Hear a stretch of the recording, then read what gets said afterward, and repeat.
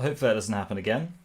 Uh, well, I don't know. I mean, I guess I'll just delete that. I was talking about how I don't think I have cancer, but I mean, whatever. Maybe I'll just keep it. Maybe I'll just keep that thing. But this is where we're at now. I mean, hopefully everyone finds out where this is.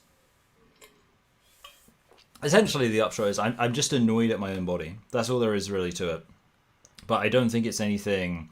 I think it's a mental thing. I think realistically it's a mental thing. Because wait, hold on a minute. I actually am going to change my outfit just very slightly. One moment. Oh, trash and everything.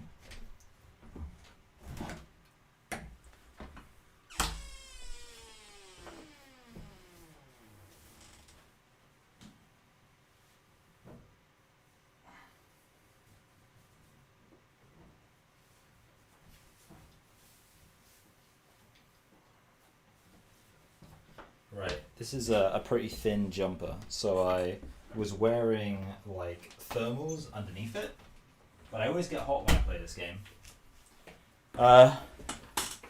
Okay, it's working again. You say it's working again. I think, I mean, I restarted the stream, right? But yeah, yeah, I think it's mental, but it's annoying having like a mental problem with your body. Like it's actually really irritating, because like I eat just like a normal amount of food, and just my stomach hurts. And I'm sure it's because of an anxiety response, but whatever. I just need to man up or something. I'm really thirsty.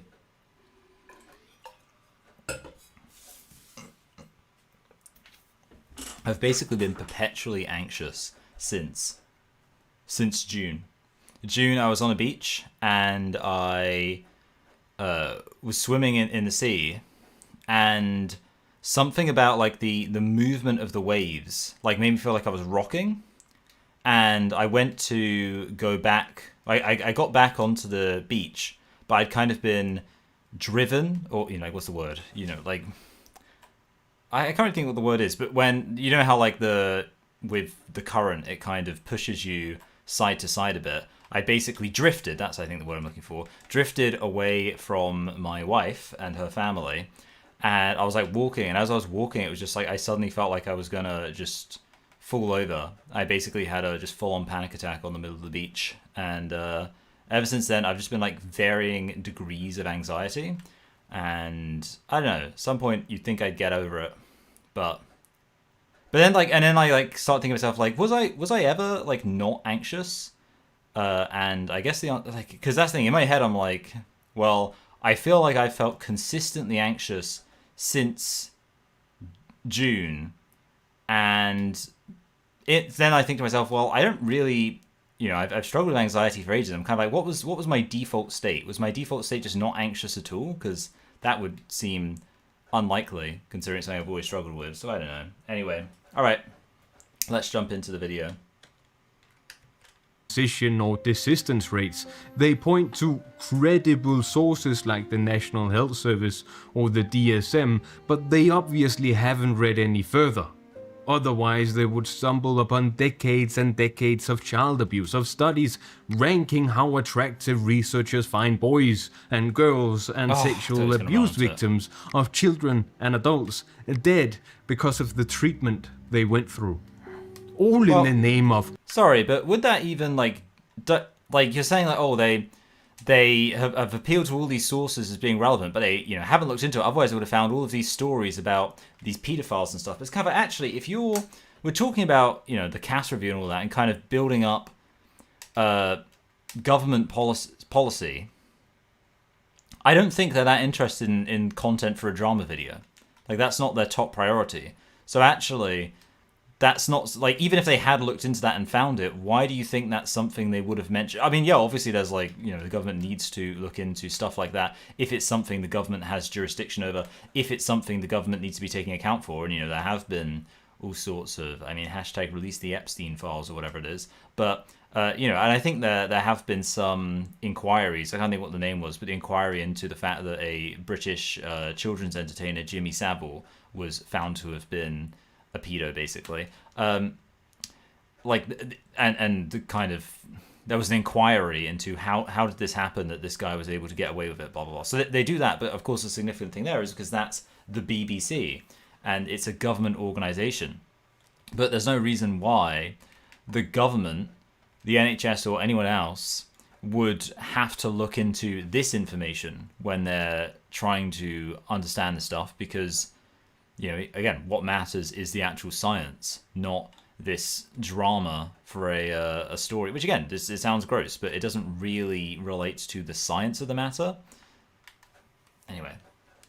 Science, in the name of normal or deviant, in the name of trying and failing to prove that being trans is bad, actually. But this information is cloaked and laundered through credible sources, which people use to their advantage to sell a story of trans inferiority. I do not care if they didn't know. I don't even, like, is it even about trans inferiority, though? I mean, one of the issues is this guy hasn't ever really made it clear what exactly it is he's arguing against, because the video is called Transphobia Debunked. But then you think, all right, so a lot of transphobia would be like you're kind of just rural Republican redneck, like, I don't like this trans stuff and all that kind of stuff. But are those people reading studies? Like, what does he mean by transphobia? As we've established, he... by the way, actually, it would be useful if someone commented. DJ, if you are there again, just let me know that, like, just because the fact you commented a little while ago, but now you haven't commented at all, just has me worrying there is, like, a technical issue.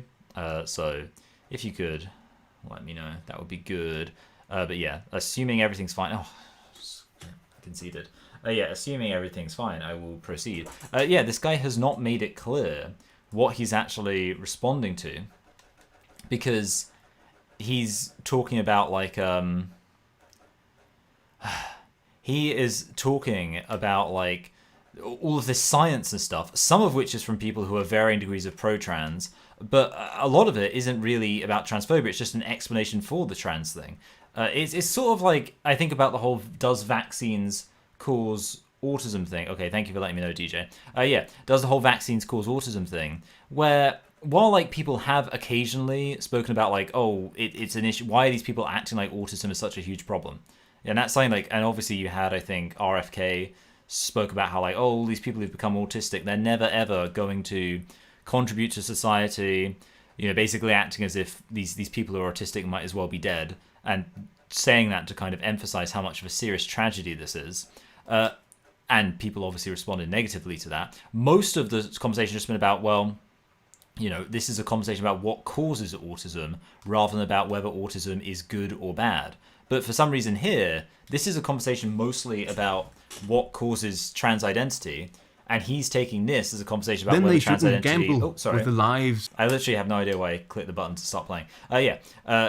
He's acting as if this is talking about whether trans identity is good or bad, and he's literally said there, you know, all this science is supposed to be backing up trans inferiority, but he hasn't shown any evidence for that at all. So, yeah, the big thing hanging over all of this is the video is called Transphobia Debunked, but it's not actually clear what he's debunking. Oh, yeah, okay, lovely, lovely, lovely. Oh, that could have been a... Oh, terrible. All right. Of trans people. And when Barnes tries to cover her bases, ooh, these studies are methodologically flawed, she then chooses not to link to the actual critique against the studies, but instead to a reply to the critique which argues for the studies made by Kenneth Zucker, a person who was fired from his own clinic, a clinic which in 2015 still asked kids what made them sexually excited, where one-way mirrors were the norm and where they took pictures of children without their consent and shared them with colleagues. Is that not foul? Okay.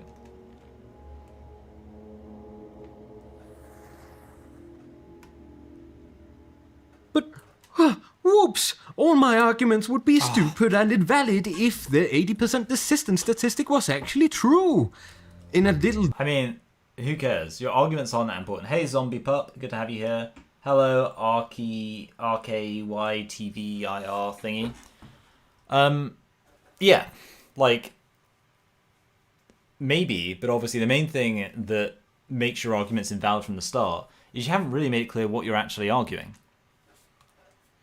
But yeah, let's hear how the... I mean, I wouldn't imagine for a second the 80% statistic is true. Like, that sounds incredibly unlikely. So, I don't really care about this because I don't think I would even believe that. Hello, Ida Jacobson.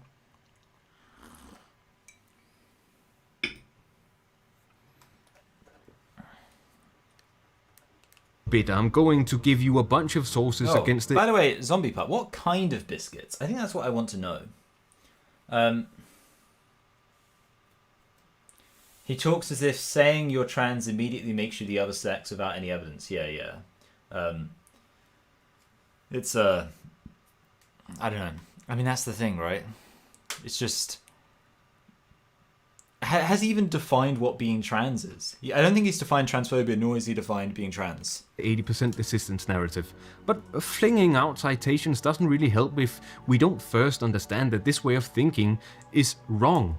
It's playing into the narrative. It's accepting the premise that transness is even something that's possible to desist from. So let's take a look at the actual critique and follow-up stuff. Well, how about it's just considering that possibility? But again, you haven't actually defined what transness is. So at this point, how can someone... Like, what's the problem with thinking anything about transness?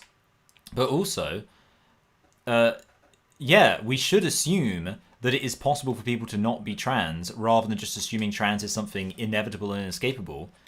Because why would you think that should be the default? That makes no sense. Anyway. Studies written by Newhook, Pine, Holmes, Tosh, and Pickett. They take 4 often cited studies and ask, hey, should this be the backbone of what is taught?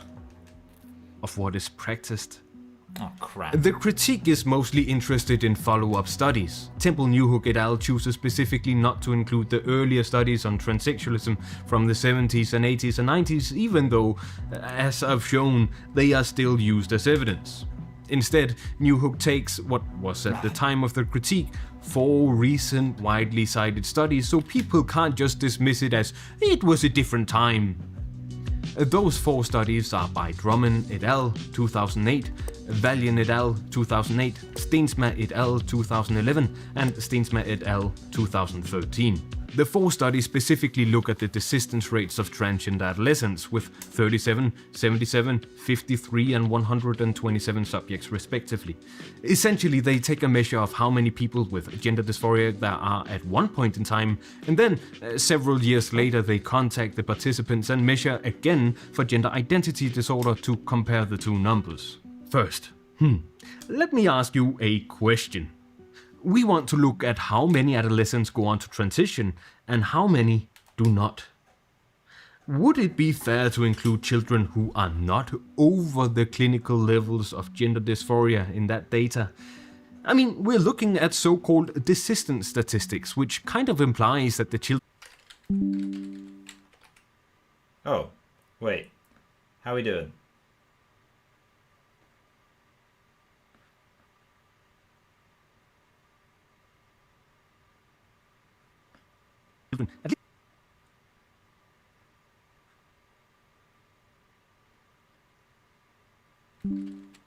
Oh, wait.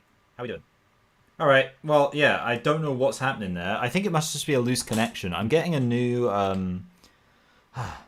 am getting a new... Well, yeah, I don't know what's happening there. I think it must be a loose connection. I'm getting a new, Sorry, I just need to actually mute my thing. Yeah, I'm getting a new laptop on Christmas Eve, hopefully.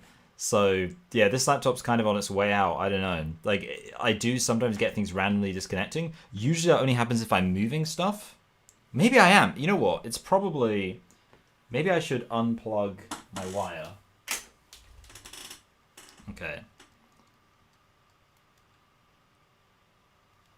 Right. Hopefully. And then I do need to just reset this. Oh, wait, wrong thing.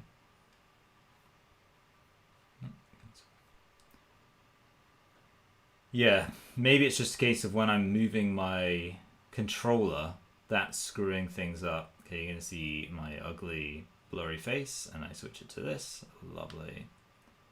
Right. Hopefully that's all better now. To be clinically diagnosed with a gender identity disorder. They might have shown gender non-congruent behavior. Yes, but not to a point where they exceeded the diagnostic criteria. They were still used in the data. It's the same story with Valiant et al. From 2008 and Steensma et al. From 2013, where 25% and 37% respectively did not meet diagnostic criteria. That's 81 out of the combined 294 participants. Another problem is the aggregated 25% of children who did not attend the follow-up. All of these are reported as desisters. Finally, none of the children were formally diagnosed with gender dysphoria. Let me just repeat, none of the children were formally diagnosed with gender dysphoria. This is because all of the studies relied on either the DSM-3, the DSM-3R, the DSM-4, or a mix of them, but the diagnosis of gender dysphoria was only added in the DSM-5, which came out in 2013. So not only were none of the children diagnosed with gender dysphoria, but 27% were sub-threshold for gender identity disorder. Yet they are still referenced as reliable data for the 80% desistance rate for gender dysphoria. Potato, you might say. Gender dysphoria, gender identity disorder, does it even matter? Well, to be eligible for a diagnosis of gender identity disorder, the child didn't need to have a desire to be another gender. They did not need to experience gender dysphoria to be diagnosed with gender identity disorder. It is more difficult to fulfill the criteria for the DSM-5 diagnosis than to fulfill the diagnosis criteria for the DSM-4, which itself is more difficult to fulfill than the DSM-3R diagnosis. Their paper is the reason I've been hesitant to use the words persistence, desistance, and detransition. As Newhook et al. States, the dominant framework for understanding variations of childhood gender is rooted in the field of criminology, where desistance is defined as the cessation of offending or other antisocial behavior. That means that when you say someone desisted from being trans, you imply that transness is deviant, and now they've returned to normal. But describing it as desistance isn't just about semantics. It has another implication as well. It also means that these studies are more successful if there are fewer trans people. Yeah, I wouldn't be surprised to find out that he's kind of misrepresenting the whole desistance thing. That, yeah, it probably is used in that context, but I would kind of expect to find out it's also used in other contexts as well. I could be wrong though, so we'll see. Yeah, and as for this idea, the studies are considered successful if there's fewer trans people, I think he's just making it up. I don't know why that would be the case. So I'll hear what argument he's going to make. By the end. This lies at the very center of the problem with ROGD, all of the anti-trans talking points and the rot I found within the research. That being trans is bad. It's transphobia, but it's also called cisgender supremacy or cissexism. Newhook et al. Makes another interesting and slightly radical point. If you at any point in life say that you are cis, even if you've questioned your gender or been trans, this is seen as returning to the optimal, stable state. If you're trans and...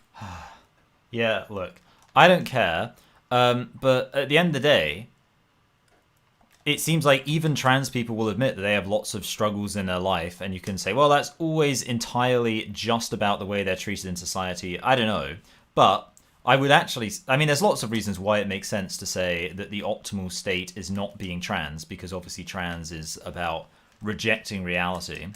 But yeah, I also don't really know if... Like, the thing is, this guy's just kind of going off vibes, right? Like, he's just saying, the problem is that people think this, but it's like, what's your evidence for the fact they think that? And also, by the way, this is called Transphobia Debunked. All you're saying there is that transphobia exists. Like, it's kind of a bit weird to be like, I'm going to do a video on creationism debunked, and you make this big point of saying, like, did you know that these people think that it's best if people don't believe in evolution? And it's like, well, yeah. I mean, you haven't really proved a point there. You've basically just shown that creationists exist. Like, if you're going to call a video such and such debunked, that was a very stupid pass of me, then you would think that you wouldn't actually be, well over 3 hours into the video saying, yeah, and these people actually think that it's better to not be trans. It's like, well, wouldn't that be implied? Like, that's the problem. These people, they want to make a video called, like, Transphobia Debunked, where they act like they're going to debunk transphobia. But in their mind, they're so emotionally upset at the possibility that transphobia even exists, that the idea that they're actually debunking it becomes insane, because for them to even be confronted with it is already too much in their mind. Never mind then being able to debunk it. That was a really annoying miss. The other hand, you need to be absolutely unwavering in your identity. You are expected to show no signs of uncertainty. If you're not completely stable in your gender, you'll never be taken seriously. Then it's being delusional about a delusion. Mad. Not only will you not be helped, but you might be used as a token or as an argument for why other transgender or queer people are deviant. This is a core part of cissexism or cisgender privilege. Like, try to look up trans broken arm syndrome. Sorry. It's wrong. So, you're saying, like, cisgender privilege. It's not a privilege that I, as someone who acknowledges biological reality, get taken more seriously. It's not a privilege that people who can who think they can't fly get treated better than those who think they can. Of course. Your gender evolves alongside you. Anyways, these studies are not Hello, Captain Alexa. Good to have you here. Vanilla Kipferi. It's Austrian. Oh, cool. the only ones with methodological flaws. It's normal, even expected, to inflate desistance reports. That makes the study more successful. Remember, on a now long forgotten website, I found an article that examines Zucker's research and compares it to a 2002 reply, much like the critique from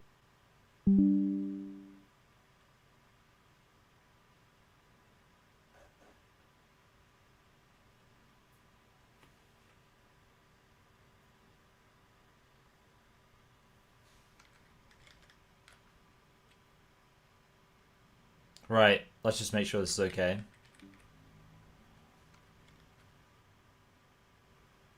Right, let's just make sure this is okay. Good.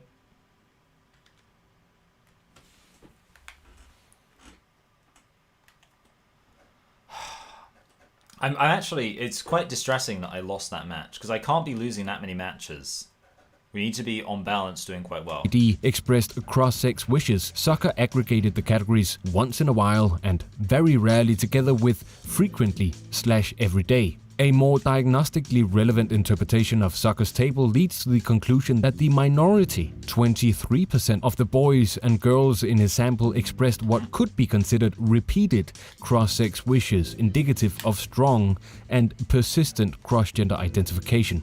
Cross-sex wishes that are expressed once in a while or very rarely are arguably not indicative of strong and persistent cross-gender identification. Barnes' whole book concerns itself with transition might be good for some, but it's bad for most, and since we aren't hearing nearly enough bad stories from people who... Well, certainly transition would be bad for most people. I think we can all agree with that. Like, the average person probably shouldn't get their testicles and stuff cut off. I think that would be not great for the average person. Detransition, it can only mean that we will see a flood of... I mean, isn't that what was proved by that whole John Money thing, right? He tried transition on a random person and turned out it wasn't very good. Oh, wait, so someone says I can't hear anything. Zombie Pup says I can't hear anything, but other people are saying they can. So if one person thinks they can, I'm going to assume that we're okay. Okay. If I genuinely am so upset at the possibility I might fall behind in this season. You know, I mean, I don't really know exactly what my average needs to be, how many games I need to be winning if I want to. Oh, that was terrible. But yeah, if I want to win, but we'll see. Or, like, you know, get promoted. That's my goal. My goal is to get promoted to League One at the end of this season. Okay, that was further of a shot. Okay, let's just go for a Hail Mary old... oh, okay. Whatever. them in the future.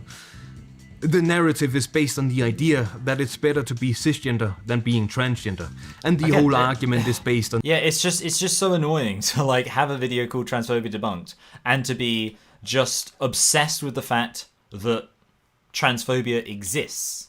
It just doesn't make any sense. But again, it just tells, like, that's the problem. These people are so entitled in their mentality that in their mind, what they're expecting is that nobody would dare do anything that would have them be called transphobic. So basically, accusing someone of being transphobic is like basically functioning as debunking. It's both the act of identifying transphobia is, in the minds of these people, the act of debunking it, which shows you kind of where they're at mentally. That they're just like, yeah, obviously, if someone possibly disagrees with us or thinks we're wrong about anything, then that is transphobic and therefore it's wrong. And if that's your opinion, oh goodness me, that was a horrible, horrible foul. Oh yeah, if that's your opinion, fine, but don't call the video transphobia debunked. Call it people who I don't like debunked because I'm saying they're transphobic. The statistics that only 3 to 20% of people with gender dysphoria in childhood are actually trans. That we effectively will see 80% of trans people in the future detransitioning.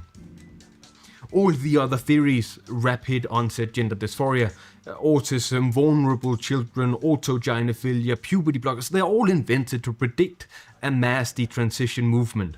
But there is no mass detransition movement. This is also made up. Trans people don't exist. If they're trans women, it's only extreme edge cases of autosexual wannabe women. If they're trans men, it's because of internalized misogyny. If people aren't trans because of the oppression of women, it's a mental disorder, a delusion and a perversion, and we should treat it. If it's not a mental disorder, it's caused by other mental disorders, and we should treat those.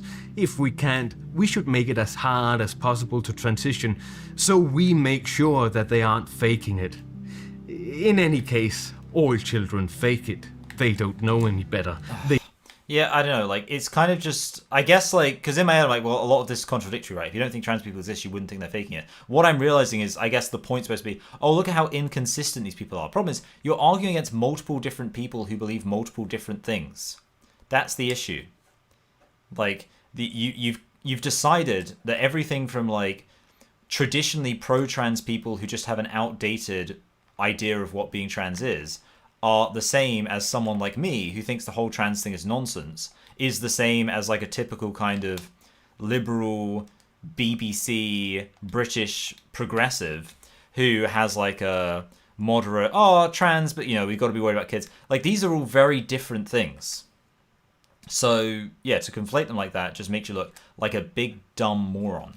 Shouldn't be allowed to transition. If they transition, it's only because of the drugs. If it's not the drugs, it's a social contagion. Drugs. If it's not a contagion, it's just mad. They shouldn't transition because transitioning is bad. They'll regret. So look, here's the thing. This is the most important thing. Biological males can't be women, right? Like, everything else aside from that really isn't that important. We can talk about why is it happening. For whom is it happening more like like basically them describing their authentic beliefs versus them having been manipulated? What mental health issues might underpin it? What should we do about the fact people have these beliefs? We can have all of those conversations. But the really important thing, which I would imagine actually do care about quite a lot, but are refusing to talk about, is, are trans identities actually valid? Can biological males actually be women? I refuse to believe that that's not an important question to you. I refuse to believe you'd be like, oh, well, if you don't think biological males can be women, then we can still be friends, whatever, as long as you agree with, surgery for kids and all that kind of stuff. No, I feel like actually you recognize that trans identity being valid is an important thing. In fact, I think you've said as much in this video, although we've been responding for a while now, so I can't remember everything you said. But you just don't want to talk about it. Because you can't, and you've spoken about so much irrelevant stuff. Nope. If they don't regret it, they'll kill themselves. Trans people shouldn't... Look, for the record, I imagine that if people do kill themselves, or it's possible someone might regret it and then kill themselves. I think that's fair to say. I don't think that's too hard to imagine.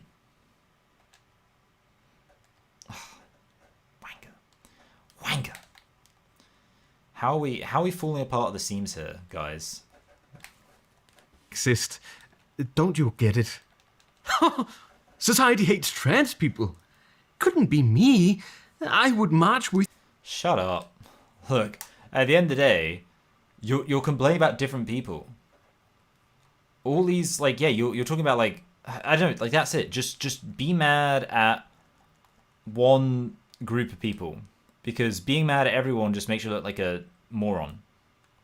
It's no nice way of saying it. Where you're kind of, like, acting like someone like me is like, yo, I really love trans people. And I would march behind them because I don't want their rights to be taken away or whatever. But that's you. Like, you have that opinion. I don't. So, calm down. Okay, wait. Oh, wait. Center mid. Oh, my goodness. Okay, center back. Let's bring this... Let's bring this left mid back. Wait, what is this guy's job? Can he be a striker? He can be a striker, so we could bring that guy forward. Oh, wait. And replace that guy with that. Okay, cool. Center mid. That guy's a center back. Center back, center. That guy's a right back, so he should be over there. That guy's a left. This guy's a center mid, but he's a... Oh, wait. Center back. Okay.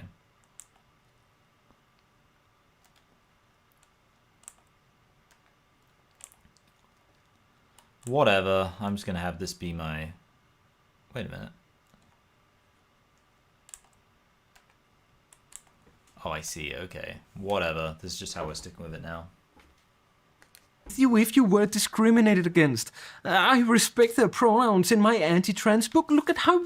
Yep, shut up. Like, that's the thing. The problem is, and I just can't stress it enough, you are arguing against different people who, and then you're trying to, like, be like, oh, look at these people.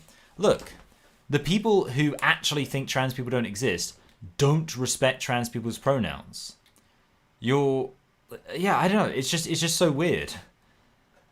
Because I get what he's trying to say. He's trying to say, oh, look at how it's almost like essentially what he's doing here is trying to argue that anyone who doesn't completely acquiesce to all of the demands of trans, completely submit to it, is someone who's being disingenuous and hates them.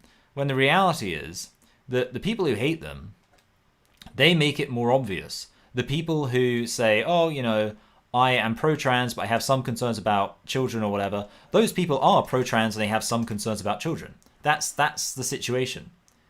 People, generally speaking, you can actually believe that most people are telling you what they actually believe, because what people say and what you would expect people to believe pretty much line up. There are some people you'd probably expect who would be very much anti-trans, and those people tend to talk in a way that's very much anti-trans. There are a lot of people who talk in this kind of liberal, milquetoast, non-committal way, and they talk exactly the way you'd expect such a person to talk. It's not that difficult. Woke I am. Look at me, the feminist. I said earlier that being transphobic doesn't mean that you hate trans people. Just that you don't really think they exist, or that it's preferable to be cisgender. Then I said that this way of thinking is rarely any better than actually hating trans people. That's because not believing that trans people exist is dehumanizing them. It's taking away their agency effectively. Okay, so not believing that Christianity is true is dehumanizing Christians. Not believing... I mean, so how is not believing gender critical people are correct, not dehumanizing gender criticals? You gotta... I don't know. Like, people don't have to believe everything you say, even if that thing you're saying is about yourself. Taking away their life. Some people really hate trans people. Even those who can't mourn. I was watching Mary Chu reacted to Cirrus reacting to me, and I really didn't care about reacting to that video myself, so good. And basically, one of the like things brought up is I say in that video, oh, anyone who talks about their right to exist doesn't really have an argument. And this serious guy's like, well, what about Jews talking about their right to exist during the Holocaust? But here's the thing, right? In that, you can just talk about your right to life. You have a right to life.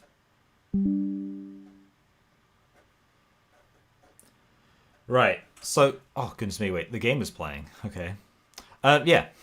So, after doing that a billion times, I finally realized, hey, maybe what I should actually do is move the cable that I keep on kicking. So I have now moved that cable because I don't know why I didn't. It seems like an obvious solution. Hey, Michael, if you keep kicking a cable, maybe you should move it from where it's directly where your feet are. I have now moved it. This was very smart of me. Anyway, so I was going to say about Israel, right? So Israel talks about their right to exist. Here's the thing. The reason they say the right to exist is because they can't say our right to live. Because those Jews who lived in Brooklyn, they already had a right to live. They can go back to Brooklyn anytime. No one's killing them. So that's the situation, right? So they can't say, because then what they could say is, I have a right to this land. I have a right to this Palestinian person's house. All right, fine, if that's what you think. But if they actually thought they could argue that, they would try to argue that. So the fact that they instead say, I have a right to exist. And what does a right to exist mean? Because that's the thing. If it was a right to life, they would say, I have a right to life. And everyone would agree with that. But the problem is they can't say they have a right to life because their life wasn't under any threat. So they have to say right to exist. Because right to exist can mean whatever they want. Oh, how dare you say I don't have a right to exist by stealing someone else's land? And it's literally the exact same thing with the trans thing. If it was about having a right to life, no one could disagree with that. Everyone would be, oh yeah, of course you've got a right to life. The problem is, that's not what they want. They don't just want to live. They want to enter into women's spaces. So they have to claim that entering into women's spaces is necessary for them to exist. And that's why they talk about having a right to exist. So, again, all that situation happened with me breaking my cable or whatever. But I think I know the rough point I was getting at there, which is that, whatever. I don't know. He was talking about these people, they're dehumanizing you, they're denying your rights, and the point that I want to make there is that if you actually had rights, you talk about legitimate rights. The fact you have to talk about obscure nonsense rights, like your right to exist, shows that the rights you're fighting for aren't actually legitimate in the first place. This has got to be in. Oh wait, I thought it was the last line of defense, and it wasn't, so I'm embarrassed. Oh, of course, wait, that's my own video. Wait. Someone they don't believe exists. I really, really despise Occam's razor arguments, especially the people who make them. But come on, isn't it? Why are you so mad at people being like, hey, let's just be logical? Okay, let's do some moving around. Especially since we have some not appropriate guys, like this center mid guy. Let's bring.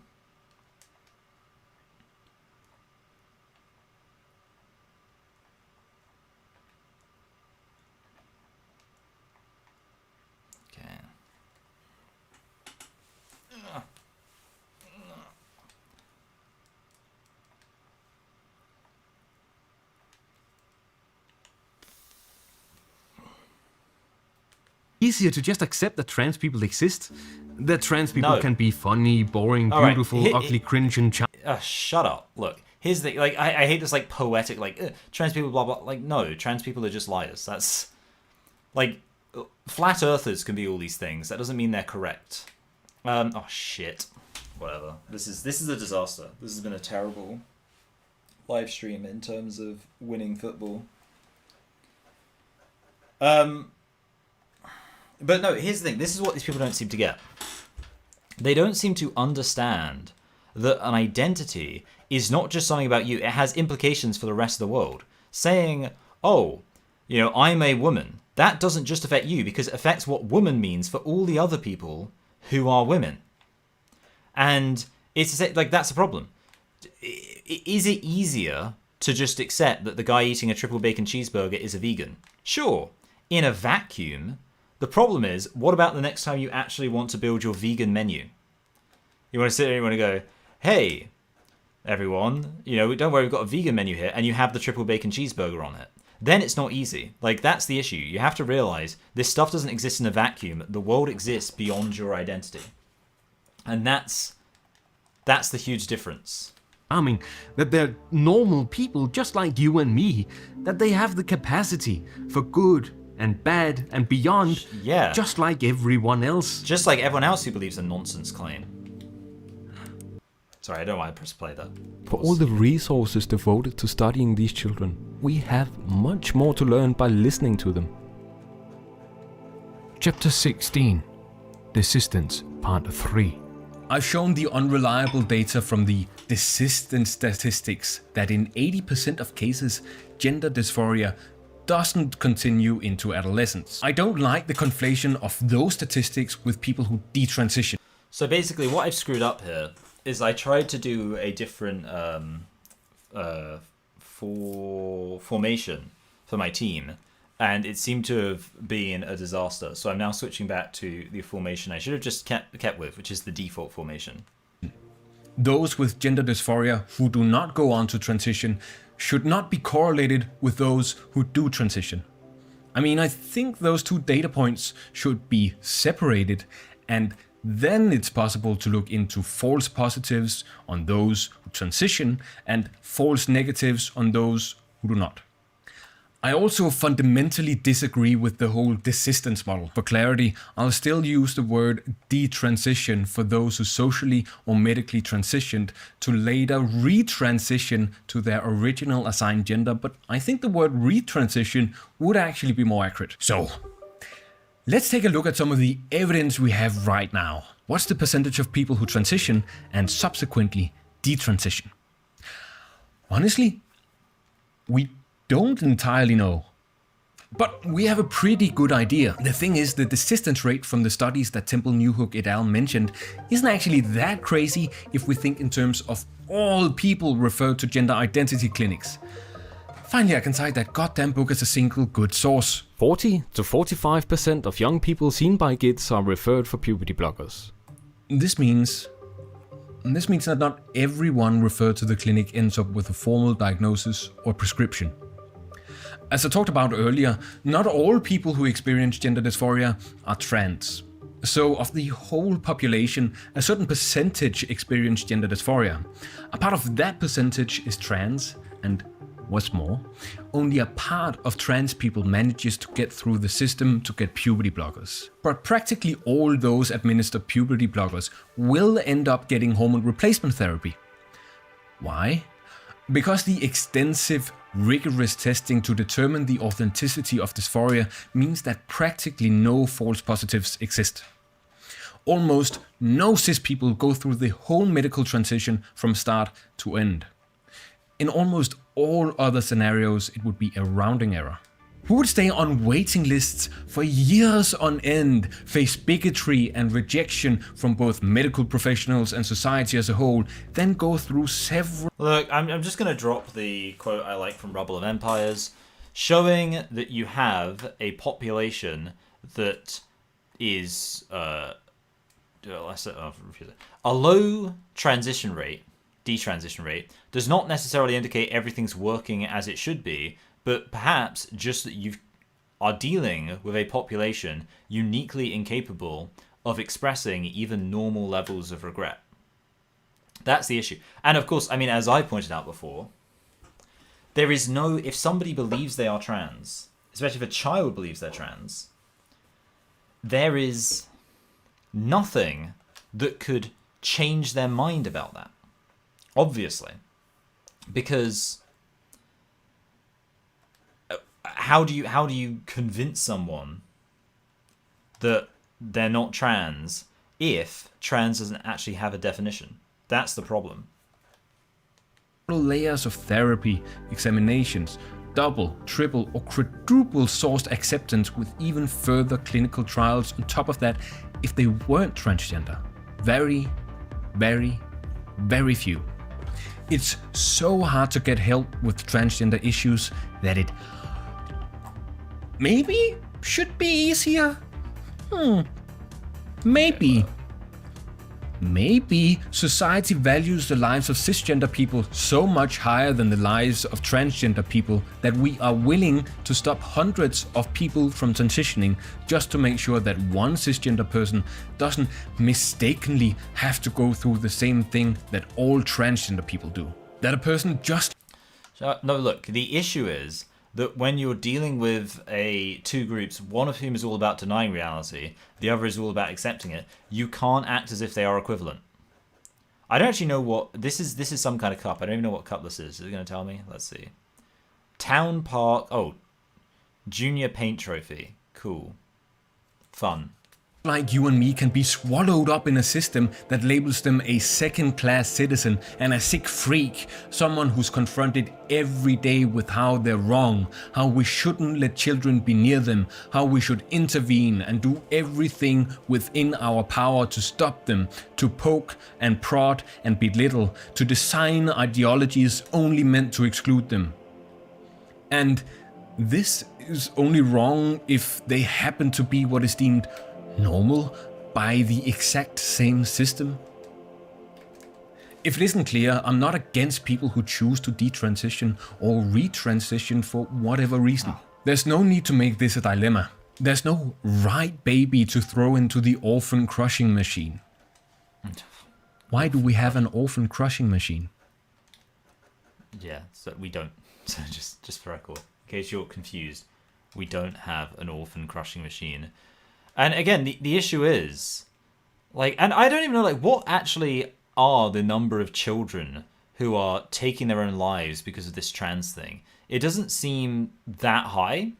And even if it is kind of high, again, there's all sorts of, like, that's the issue I have, like, one issue I think I have with this trans thing, which I don't really talk about very much, is, I mean, I started off, I guess it was in the, I don't know, was it in a different live stream at this point, talking about how I've been just really struggling with anxiety recently.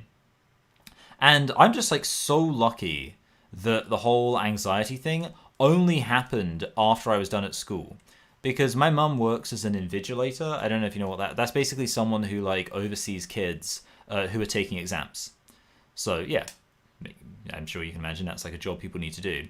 And she's like talking so much about like the kids who just have like panic attacks and how like horrible it is. And I think, oh my goodness, like thank the Lord that when I was actually having to do exams and stuff, I didn't have an anxiety. That was not offside, whatever, I don't care. But yeah, anyway. Yeah, like when I'm anxious, I've got a lot of freedom. I don't have to be sat in a classroom where there's like really regimented stuff. Like most rooms that I want to leave in my day-to-day life, I can leave. So I'm like so much more free. But the point I'm making there is the issue is, why have we got all this anxiety happening in the first place? Why is this anxiety happening to kids? And the thing I don't like about this whole trans thing is that it's acting as if something which is so obviously related to anxiety, people hating their bodies, is actually something that should be celebrated and normalized. And I just don't see how that isn't massively harming them. That's kind of my issue. Look, it's easy to get puberty blockers if you're a cis child who enters puberty too early. Yeah, long-acting analogs. Because you need it. Because the main downside of puberty blockers is the damage it does to your body, or the damage it does to you as a person in your personal development, to be going through puberty at 16 years old, or even 17, 18 years old. So that is something that is not only not experienced with puberty blockers if you have early puberty, but is actively avoided.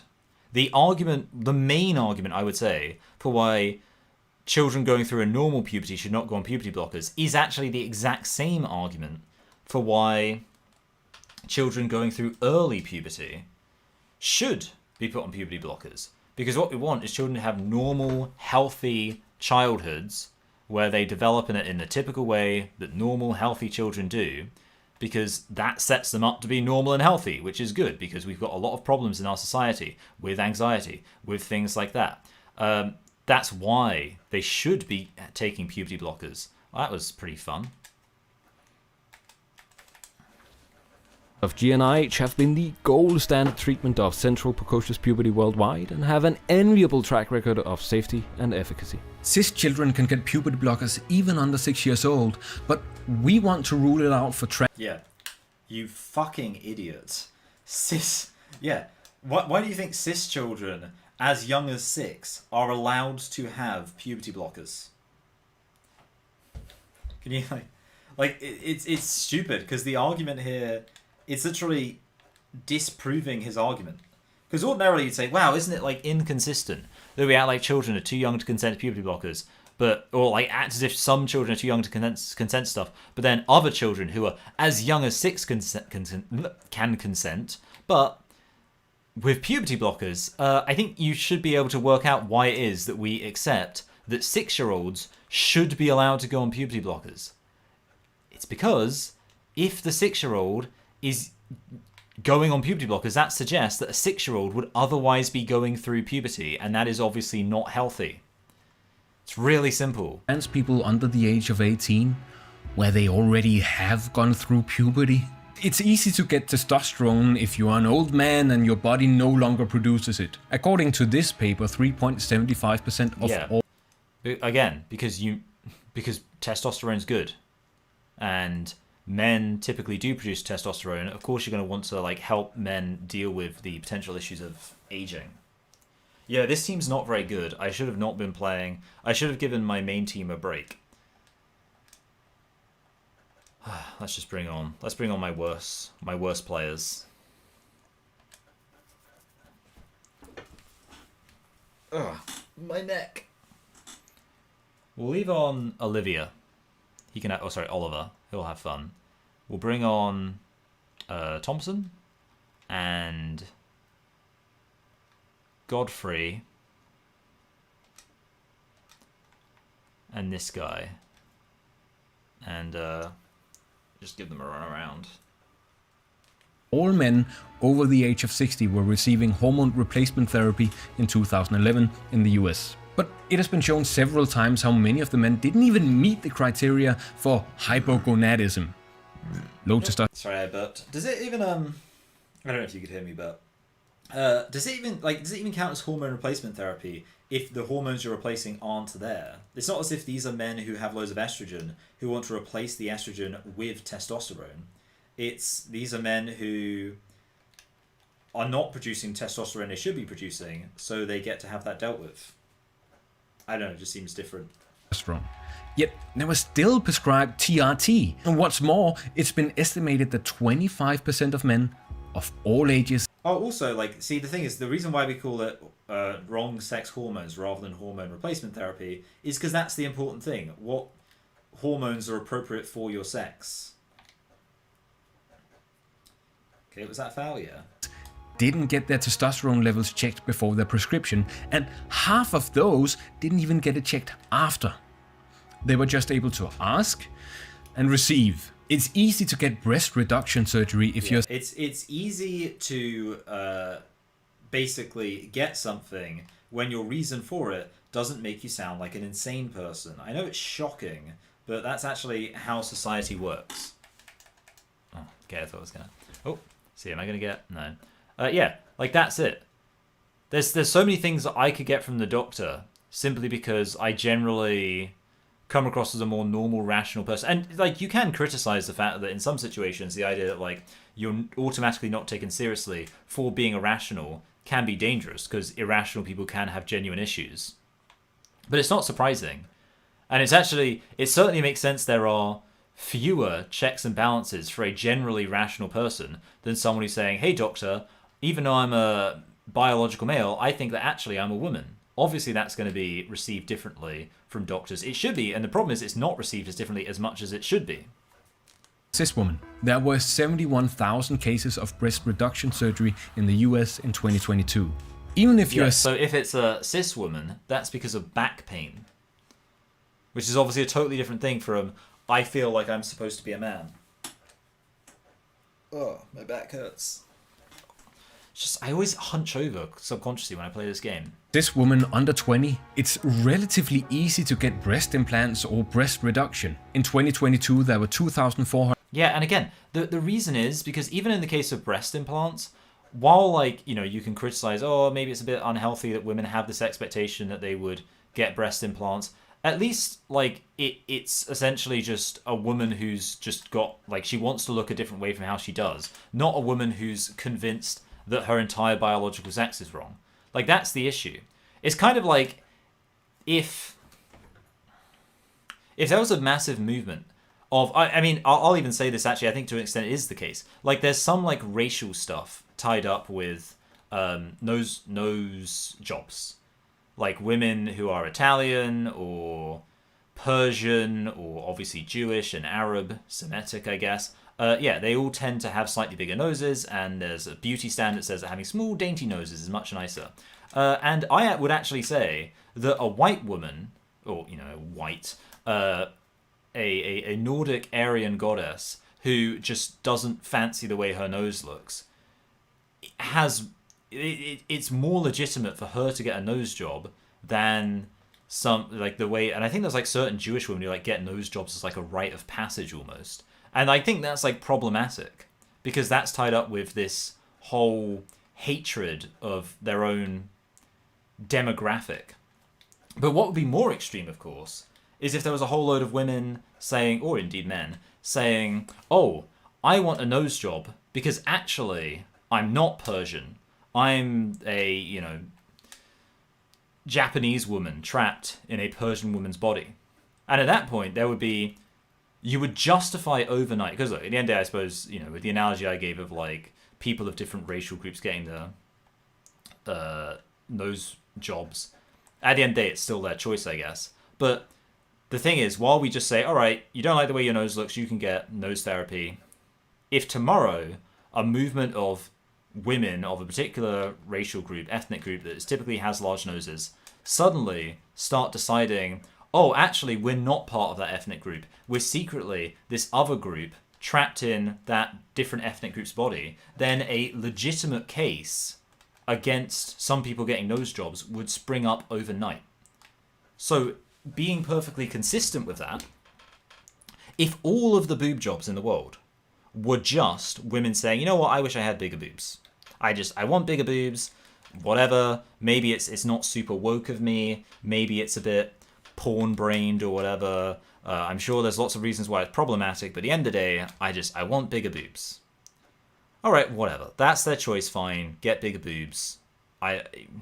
Should there be some kind of mental health thing, like, oh, you shouldn't be hating your body, whatever? Maybe. But at the end of the day, fine. Some people don't like their body, whatever. But as soon as a bunch of men start saying, actually, we're women trapped in men's bodies, so we should be getting boob jobs, suddenly that legitimate case against boob jobs springs up overnight. The minute that a bunch of men are now saying, oh, actually, no, we need to be getting boob jobs because we're secretly men trapped inside women's bodies, the problem is at that point, it's not just, oh, I just don't like the way I look. It's very explicitly because of this insane, crazy person reason. The reasons matter. And if the reason is like a crazy thing, rather than just like, I just want this thing because I want it, whatever. Like, that's the thing, it's actually better to not have any reason at all than to have a crazy reason. I'm going to lock that in now as my opinion. Just being like, I want a boob job because I lost a bet. That's like a better reason to get a boob job than I want a boob job because I believe I'm going to summon some Lovecraftian eldritch boob god, and I need to have large enough boobs to do that or whatever. Like, as soon as your reason is crazy, it's worse than no reason at all. I think that's like the basic way of summarizing it, right? It couldn't get simpler than that. If you want a boob job for no reason or a reason that's not very good, whatever. But if you want a boob job for a reason that is actually insane, that's very different, isn't it? Obviously I'm talking about breast growth, breast augmentation. But yeah, breast reduction, I mean, that's even more, because most of the time the women who want breast reduction, it's because of like physical pain. And that is, of course, that's an actively good reason. Whereas, of course, again, oh no, I'm secretly supposed to be a man. I'm trapped inside of a woman's body, and this is terrible. That's very different. 192 and 5,996 cases of implants and reduction, respectively. It's easy to get breast removal if you're a boy under 20 with gynecomastia. The list goes on. Put that into perspective, less than 1,400 people with a gender... The problem is saying, hey, I'm a guy and I don't really like the fact I have boobs. That's a very reasonable thing to say. There's nothing crazy about that. There's nothing crazy about a guy not liking having boobs. So that's why we don't care about normalize the word crazy, because I feel like actually a lot of medical stuff, having that word crazy and being like, okay, so the problem here is that what you're asking for is crazy. That's very valuable to have as a thing you can appeal to. A man not wanting boobs, that is not crazy. That's very much uncrazy. in a way, if a man naturally developed boobs and was like, oh, I see this as an absolute win, you kind of like, okay, that's a bit weird. That's a bit strange. Dysphoria diagnosis from ages 6 to 17 went on puberty blockers in 2022. 282 got double mastectomies in the ages 13 to 17. Oh, but that's so young. Sue Evans had managed to remove herself from thinking too much about kids for more than a decade. But learning what was happening in the United States, where children as young as 13 were receiving double mastectomies, she felt there had to be some kind of action. Let me drill this point home. Yes, it's young.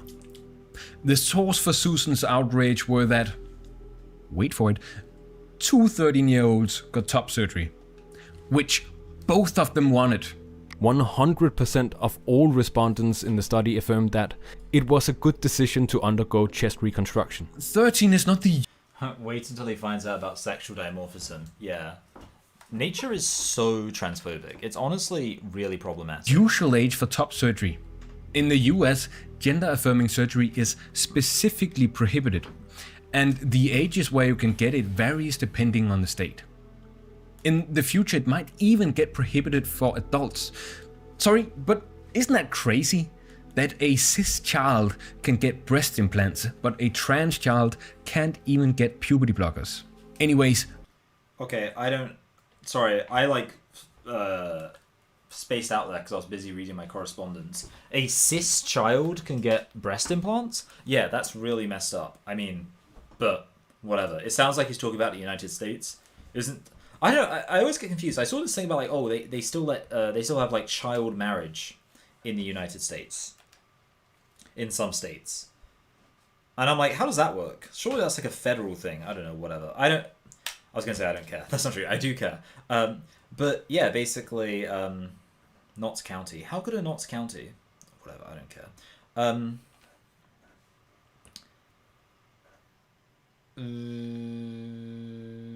What was I saying? Yeah, that sounds messed up, but just for the record, the, like, what's it called? The whole bit where you were talking and not him was really nice. More of that. So, thank you. But yeah, I'm going to go out on a limb here. I'm going to say J.K. Rowling, Helen Joyce, most of these people, they don't think that children... I don't even know like anyone who's actively thinks children should be getting breast implants. Even like pedophiles, right? Surely, I mean, I don't really get pedophilia. I know whatever, like... I'm so ignorant, but yeah, I don't really understand it. But I would think surely, if like what's even the point in them being kids if they get breast implants? Like, I don't know. Stop me if I'm making too much sense. Okay, obviously I don't want to take it completely unseriously, but yeah, you get what I'm saying, right? I don't even know if anyone wants kids to be getting breast implants. That's my radical opinion. I'm locking in. Okay, cool. Though no definitive answers exist yet, several studies have been made on detransition rates. But before I go into this, I want to say that it's not unusual for people to detransition, and it shouldn't be seen as some definitive measure of effectiveness. Look, this study has more than 17,000 respondents who had pursued gender affirmation. Of these, 13% had a history of detransitioning. When asked why, 82% cited at least one external factor and 16% cited at least one internal factor. What's the external factors, you ask? Oh, trouble getting a job, 29%, pressure from family, 26%, or a spouse, 18%, from parents. This is funky. Dum, dum, dum, dum, dum, dum. 36%, or because of harassment, 31%, or that it's simply too hard. Oh, I wonder why it's so hard, And detransition in this case doesn't mean regret. It doesn't even mean permanent. In fact, 62% of those 13% lived full-time in a gender different from their birth. So that's, 5% who didn't? Who retransitioned to their assigned gender? Only 5% of the 13% answered that they realized gender transition was not for them. That's 0.65% of the sample. And so it's not like they didn't want to transition, they just had to retransition a couple of times. But we have a lot more data. Okay, This is gonna be a lot of citations. Ready? In a random sample of 303 patient files Sorry, from the I guess I Nottingham... should respond to the actual point being made there. So the point being made there was, oh, you know, everyone's always complaining about these kids detransitioning or whatever, but a lot of them detransition because life is hard for them. Yeah, I don't doubt it. The problem is, it's actually not reasonable to expect life to be easy for them, because at the end of the day, you know, one reason why people are going to think that, like, basically, people are always actually going to respond negatively to a nonsense claim about that you're a biological male but you're a woman. Yeah, the problem is, like, yeah, that's basically all there is to it, right? People just aren't going to buy your claim, and therefore you're going to be treated weirdly. Also, I mean, again, you've kind of got the fact that, like, but most people are not going to find the average trans-identified male attractive. So that's another huge issue here. You're going to be disappointed when you find out that you've pinned all your hopes on this idea that you're going to be like your autogynephilic fantasy, and it turns out, actually, shockingly, you're not. Is it, like, impossible to get in these small goals? I swear it is. Okay, whatever. Screw it. Ugh, stupid thing. Taking me ages. Okay. Yeah, fuck it. I'm just going to keep going. Center for Transgender Health. That's really funny. People, yeah, I think you nailed it, DJ. People treat me weird when I act weird. Why aren't these strangers catering to me? There we go. You should be doing my job. You should be the one replying. Only one person were found to have Notts County. Where are we? So we're in 4th place. If we win this, it puts us potentially in 2nd place. Who's doing? Is it Luton? Is Luton at the top? That's interesting. You know what's interesting about that? The reason why I haven't told this to anyone, well, I haven't told, it's not some huge secret. The reason why I picked York City is because I went to the University of York. The other university I went to was, when I did my master's, I went to the University of Luton. So it's actually very interesting that York City and Luton could be in the top 2 spaces. Although, again, maybe I misread. I think it said Luton, but whatever. Anyway. Okay, let's just... okay. Oh, that didn't go very well. Transitioned. That's 0.3%. In another study of 1,989 patients who underwent gender-affirming surgery, 6 detransitioned or applied for reversal surgery. Again, 0.3%. The CAS report mentioned... Yeah, again, I've mentioned... Again, I just think, like, the Rubble of Empires quote is, like, a very useful one to have.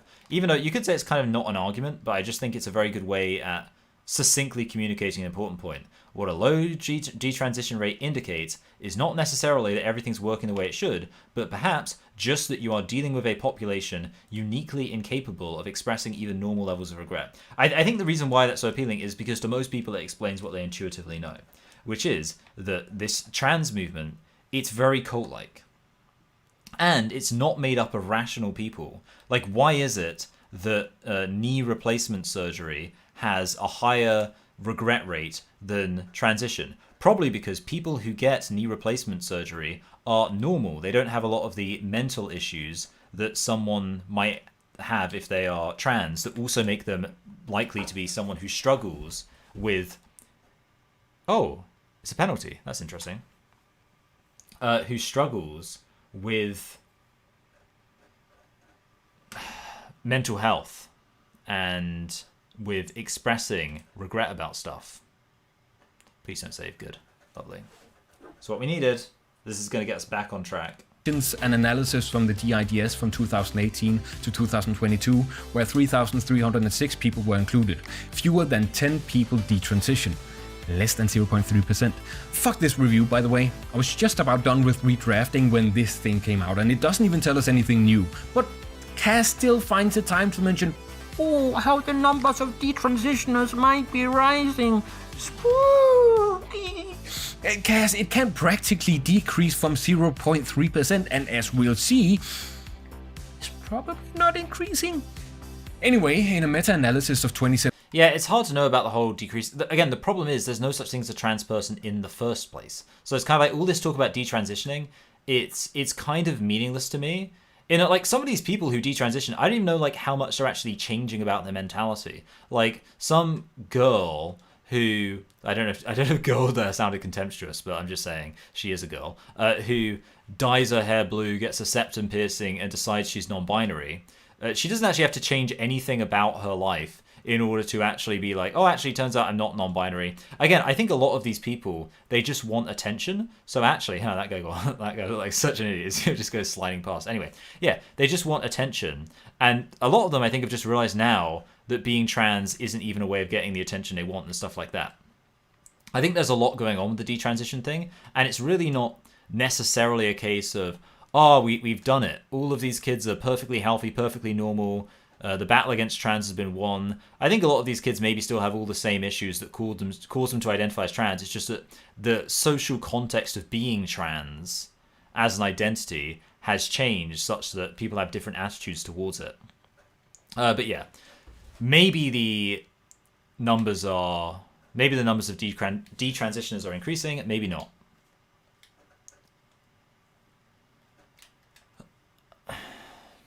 Right.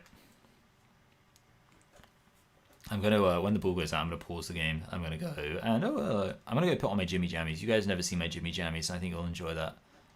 But also, I kind of want to just have a break from staring at this computer for too long. I do not understand how people like stream for hours. I mean, I still think it's like, I don't think it's an admirable thing to be doing, but I can respect that it's at least annoying for a normal person, you know.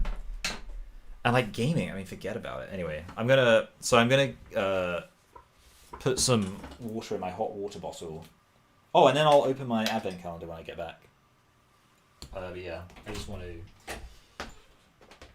I was like, well, I don't know. Yeah, this is probably just an example of me being a massive boomer, but when I've been staring at a screen for a long time, focusing on it, I'm just like, man, I need to like have a moment to step away. In fact, I'll take off.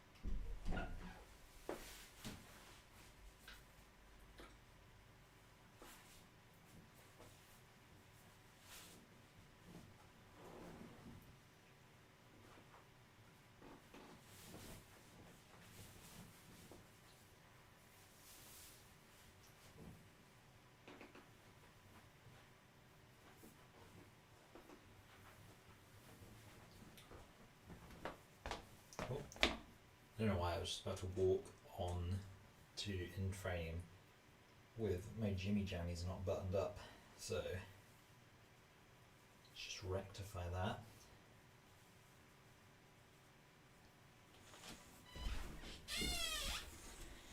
Here I am.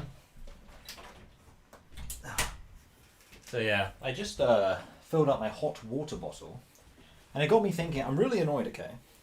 Because I came up with a plan to save so much on the heating bill, which was, you know, just let the house get really, really cold in at night, because all I need is a hot water bottle in the bed, and that will keep me nice and warm, and then just have the heating come on at like 6:30, so then the house will be warm by the time I get up, and everyone's happy. Oh shoot, have we disconnected?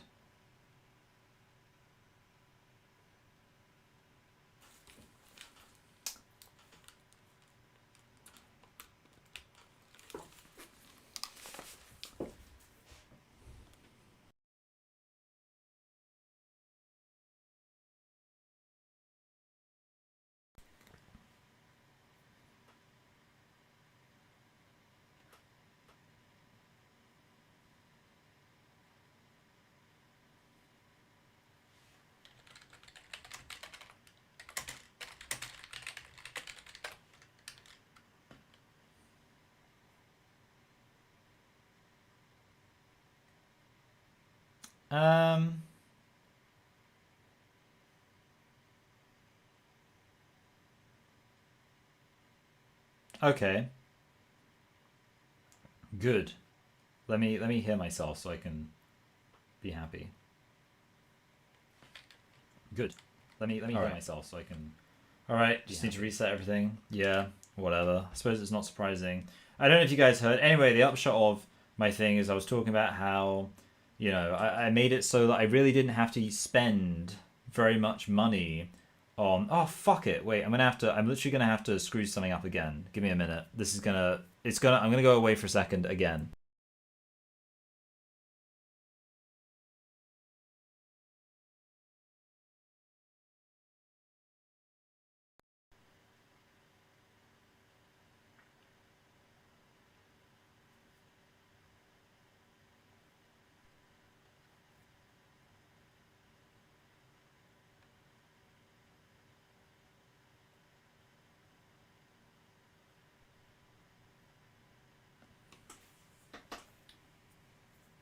Are we back? Let's see.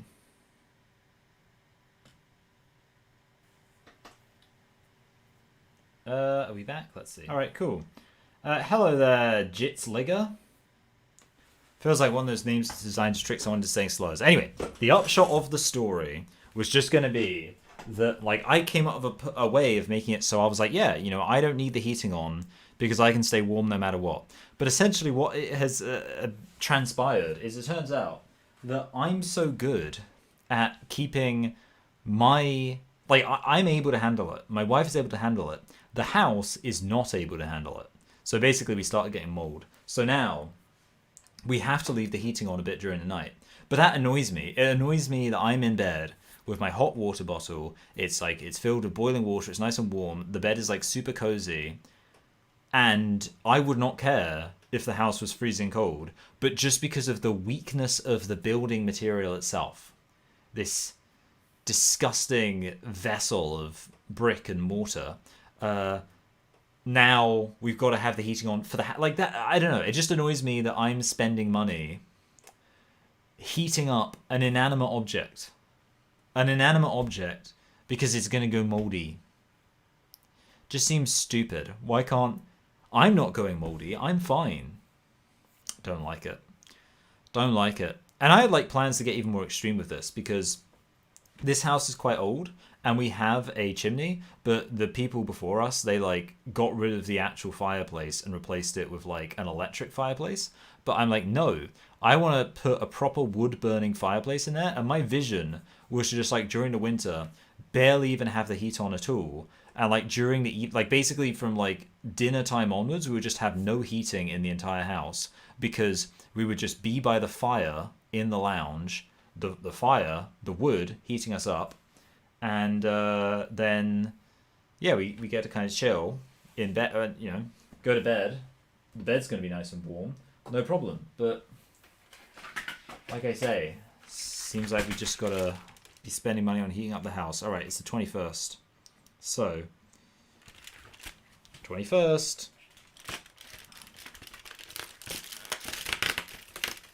Yeah, also my wife and I woke up super late this morning. We didn't go to church. We actually, like, I don't think we skipped church. I was almost going to say, I don't think we skipped church. So we haven't skipped church this entire year. We really have fallen at the last hurdle. Because, it's almost like when you kind of like, you don't use your sick days at work. Because the only times that we haven't gone to church have been when we've been away, like seeing family or whatever. Every other time, if we've been in the house on Sunday, we've gone to church. And today, we were just like, can't be bothered. Have fun at work, DJ. All right. Let's proceed. Oh, keyboard ASMR. It's really funny. I was talking to my friend, and I was like typing something while I was talking to him. And I was like, oh, it's a really annoying sound. I was like, oh, I don't know what it is. Because I didn't want him to know that I was not really paying attention to him. I was busy writing something while he was talking. 7 studies related to gender-affirming surgery done on 7,928 transgender patients, 77 showed any form of regret. The most common reason was poor social and or family support. Only 35 people showed clear regret, meaning wanting to detransition. You see, regret is not always detransitioning. It's not even necessarily regretting. Goodness me, that was really intense, that little scramble.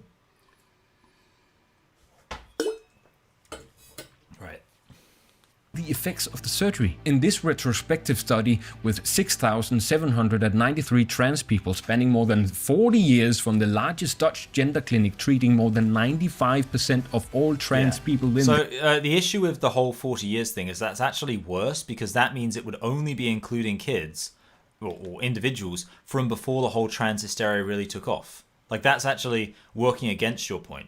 It would be a better argument if you were to say this study, which only has lasted since for 2 years and is entirely Gen Z girls, has shown no detransition. Like that's the kind of issue. The fundamental issue here is that this contemporary notion of trans is actually quite new. So you can't really use any studies to say anything.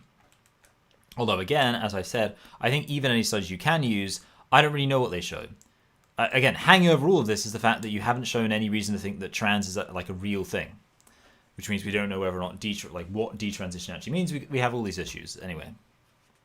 Country, 0.6% of trans women and 0.3% of trans men experience regret following a gonadectomy. That's removing balls and or ovaries, by the way. But for many, the regret wasn't a result of the actual effects of the surgery, but because of the stigma they faced from family and communities. Sorry. A long-term I would like it on the record. I feel like, do you get specific stigma from someone for not having any gonads? Because I feel like most people you meet wouldn't actually know about that. It's not like someone's like, hey, you ballless bull. Again. But the only people to whom it would affect would be like partners and stuff who, yeah, maybe they would be a little bit weirded out by that. Although actually, to be fair, in the case of ovaries, you wouldn't notice that. But yeah, I don't know, it doesn't really make any sense. Oh no, they've equalized. This is shit. I hate my life. Follow up on regret rates related to double mastectomies, with 139 patients who had undergone surgery from 1990 to 2020. 0% had any regret. The authors even kind of seem irritated since they can't do complex analysis on the results with a non-existing regret rate. In the largest to-date survey, with 92,329 respondents, 94% felt more satisfied with their life after transitioning. 98% of all who underwent hormone treatment felt more satisfied with their life. There aren't any further explanations on this number, so the 2% who don't was that feel half more out? satisfied Yeah, okay. might as well be because they're treated like shit by their country. Something to think about. In a longitudinal analysis of all applications for gender-affirming surgery in Sweden from 1960 to 2010, there was a 2.2% regret rate. Regret here refers to the application to retransition to their assigned gender at birth. Interestingly, the analysis shows how regret rates become rarer as time goes on. Probably because of better surgical procedures and a more accepting environment. Whereas 4 out of 15 people, that's 27%, had regrets from 1960 to 1970, only 1 out of 360 people had regret from 2000 to 2010. Those 360 people account for almost half of the total. Okay, so that is interesting actually, because what that's saying there is that the level of regret has decreased, which is kind of contrary to what I was saying about how, like, well, actually the reason why there was less regret back in the day is because trans actually had a meaning. It was specific people who know what they were talking about. I think part of the issue, though, is that trans has become more cultish.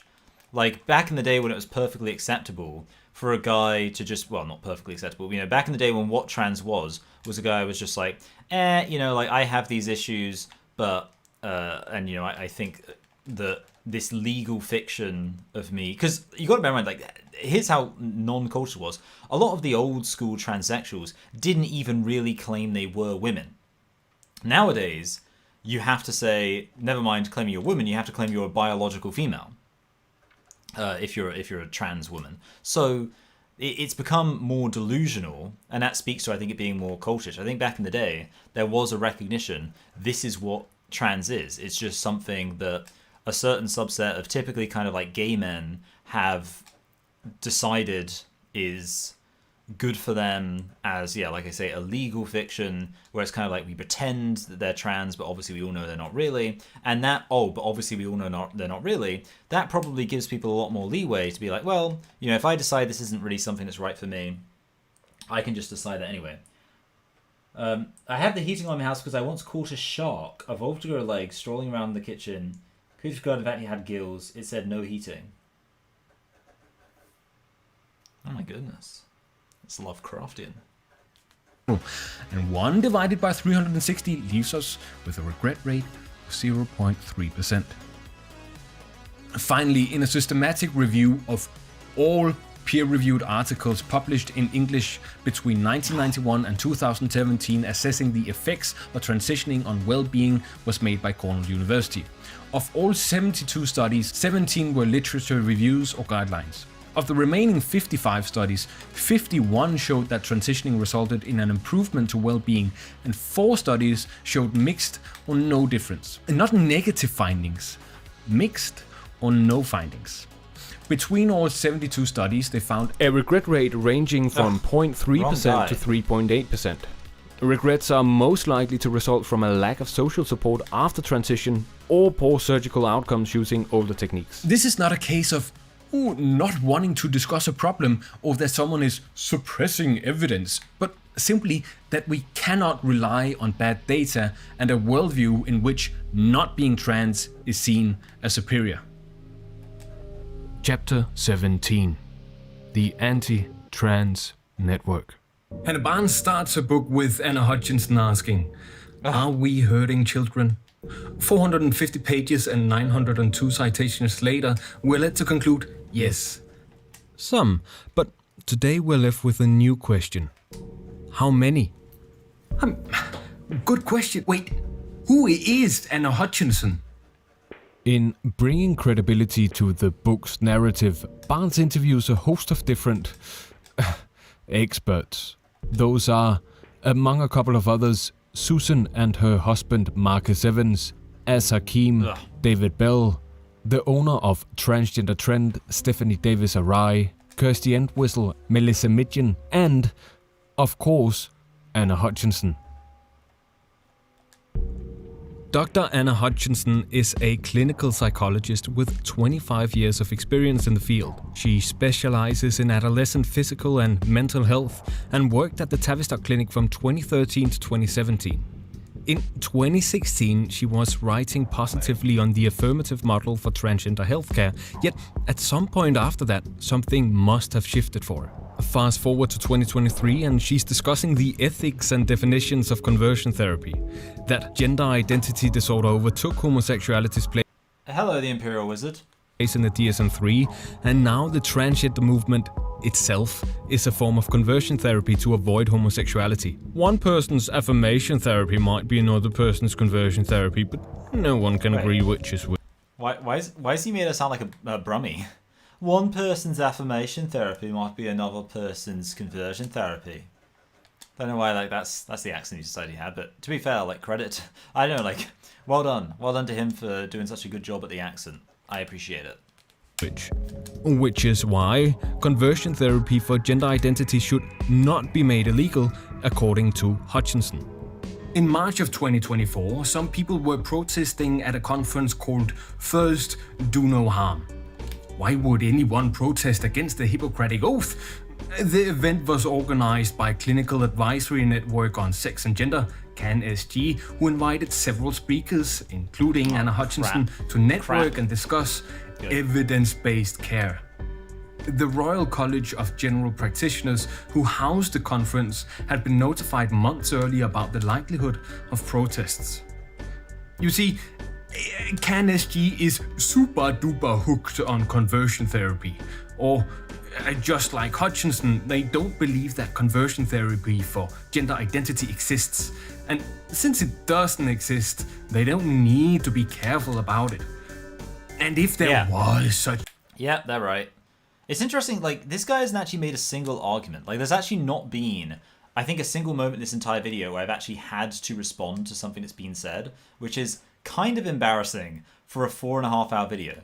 Like, I think I could have basically just sat here the whole time listening to this video and just been like, okay, cool. I literally could have done the whole cool story, bro. Because most of this is just him saying stuff about things that other people believe, but not really, like, making anything that could be called an argument, even generously. Oh, come on, please go in. Yes! We really needed that. Like, this is... You have no idea how sad I would have been if my results for the 4 games that I played on this stream were 2 losses, 1 win, and a draw. 2 losses and 2 wins is much better. A hypothetical national ban on gender conversion therapy. This would hinder the exploratory psychotherapy practices, so please don't ban it. Oh, I like, by the way, I love how this guy's whole thing is actually like these people are pathetic for saying like, oh, we wanted to explore something, but you would, you wouldn't let us do it, so that's really, really sad. But like, that's literally this guy's whole shtick. This guy's whole shtick is being like, oh, but you wouldn't let us do this. If they get this corner, I'm gonna cry. But yeah, you wouldn't let us do this thing, and that's really sad. Like, that's your argument. So, I don't know what this guy's saying. It's lame. Oh yes, come on! Oh no! Oh, that should have been a win every day of the week. Should have been a goal. Should have been good night. Was the Royal College of General Practitioners' response to the potential protests? The RCGP is one of 20 health organizations that have signed a memorandum of understanding opposing conversion therapy, so we were very vocal opponents of the government's proposal to ban the practice for lesbian, gay and bisexual people in England and Wales, but not for trans people. When the document... We've done it. We're back in form. The male player was transgender and should not have been playing in that game. Oh, did you see the video of the trans comedian mocking a girl who got brain damaged by a male player in a female sport at 17? It was a very mean-spirited clip. That sounds horrible.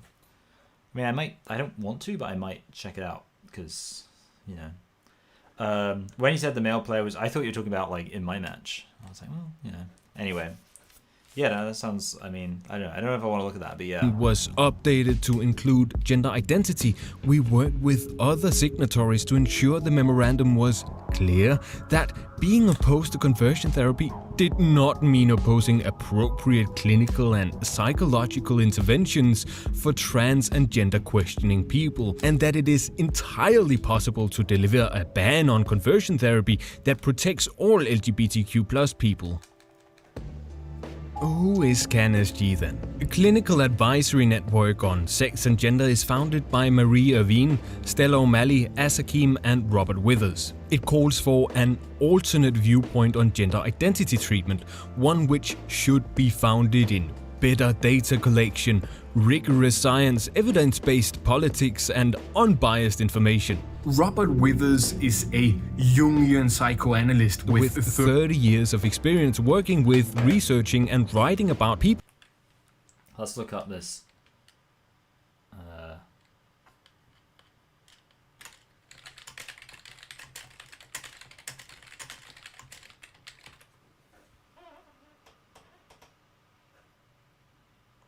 Trans comedian mocks volleyball player's brain damage.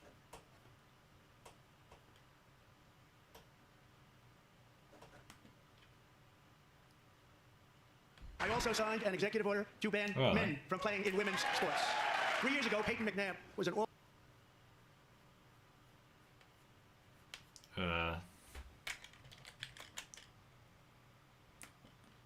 Sounds disheartening.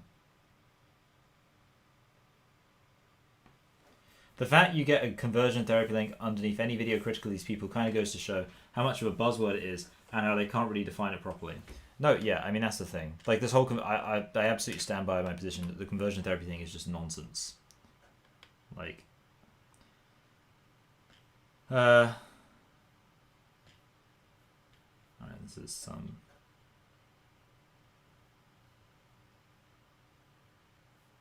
Okay.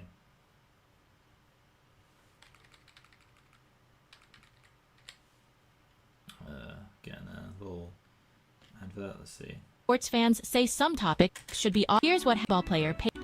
Fast suggesting fans. Oh my goodness. Not Are we enterprise actually in gonna see women that? versus empathy. Bad joke. Ugh. I thought we were actually going to see the joke. Well, wait, hold on. Does the joke actually have... Trans comedian destroys her reputation? That's kind of funny. Who is this? Oh my goodness. Why is it so difficult to find the actual clip? With YouTube Premium, you can watch ad-free, YouTube Premium. offline, and in the back.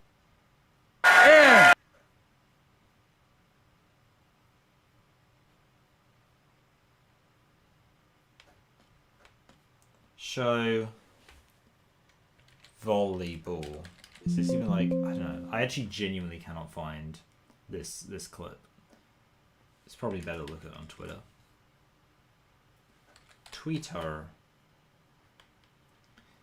Twitter.com.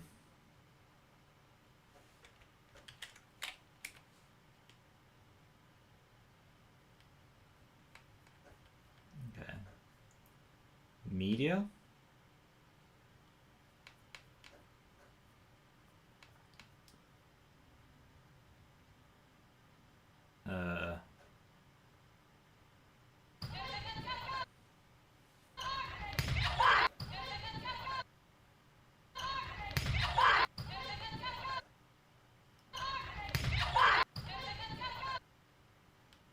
Okay, that's the image of it happening.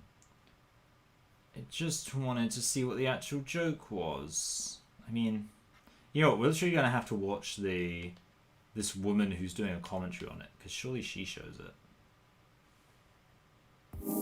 With YouTube Premium, enjoy ad-free videos. Yeah. There's so this is why people like me don't make any money. Well, actually, no, that's not true, because obviously I don't make much money from advertising, fortunately. People like me, except people who make money from advertising, then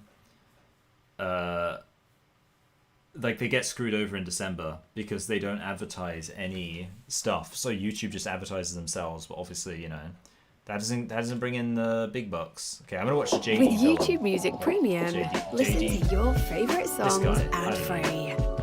She'll never be able to have a normal life. And this is with her in the room. They're like, look how slow she is. She'll never be able to drive.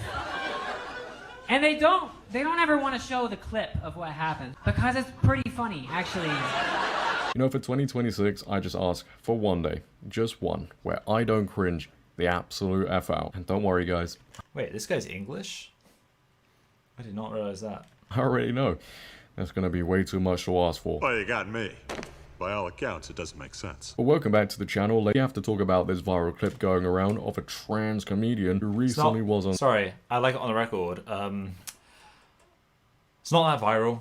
I can only find it through you. ...stage and decided to mock Peyton McNabb. Now, for those of you watching, she was all... So what was the actual joke there? No! Subscribe to... Other girl they're trying to make. Okay, Tend to be us. He calls this his best work. Sick. And let's take a listen. Another girl they're trying to make the face of the anti-trans movement. Her name is Peyton, and she's the girl who got hit in the head with a volleyball by a trans woman while she was playing volleyball, right? Crazy. They bring her to hearings. The whole argument is she suffered catastrophic brain damage, right? That she'll never recover from. She'll never be able to have a normal life. And this is with her in the room. They're like, look how slow she is. She'll never be able to drive. And they don't ever want to show the clip of what happened because it's pretty funny, actually.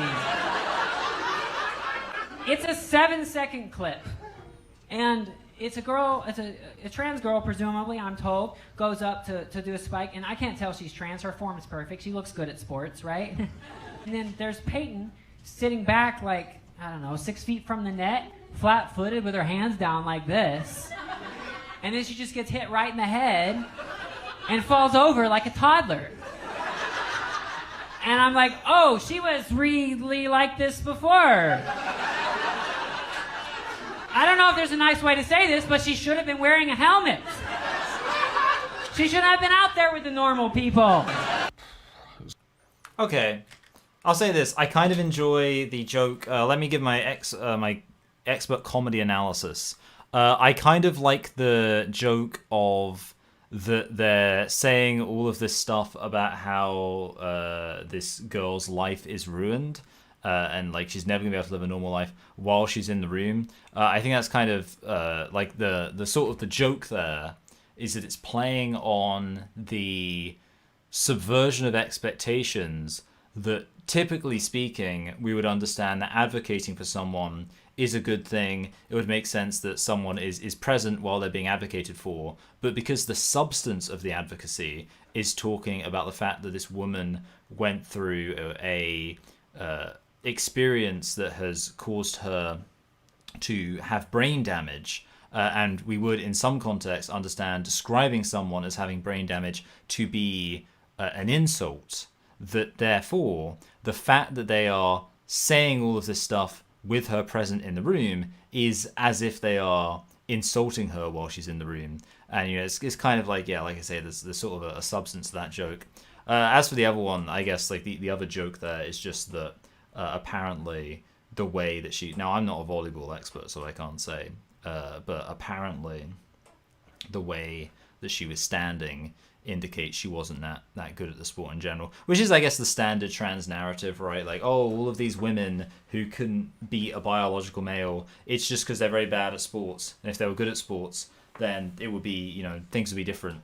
But the problem with that is... it gets to a point where you're insulting the entirety of the female sex. Like, obviously, there's that story everyone knows about where I think this was just the England team. I can't really remember. Don't hold me to this, but I also have a feeling it might have been Arsenal, but I could be wrong about that. The women's adult team, I don't really know what the word is for an adult team, but the women's adult team played the under-15s boys team and lost comfortably.